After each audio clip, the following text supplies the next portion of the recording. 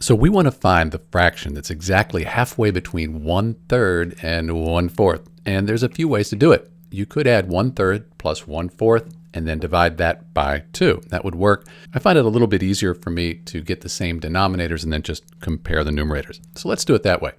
I could multiply 3 times 4, that would give me 12, and 4 times 3, that would give me 12. So I'd have the same denominator, but I also need to multiply the numerator by that number since 4 over 4 is 1. So I don't really change the fraction, just the way it's written.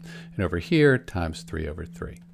So 4 times 1 is 4, 4 times 3 is 12, and 4/12, that's an equivalent fraction to 1/3. Over here I have 3/12.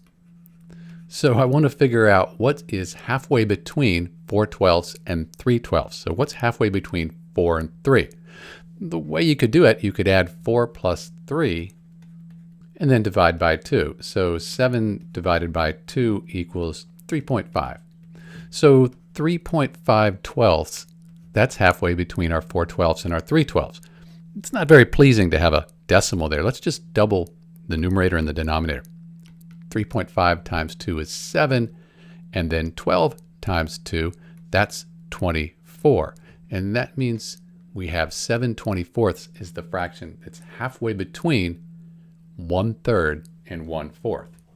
So that's it. When you try to find the fraction halfway between 1/3 and 1/4, you get 7/24. If you added these fractions together, divided by 2, you'd get 7/24. It's Dr. B, and thanks for watching.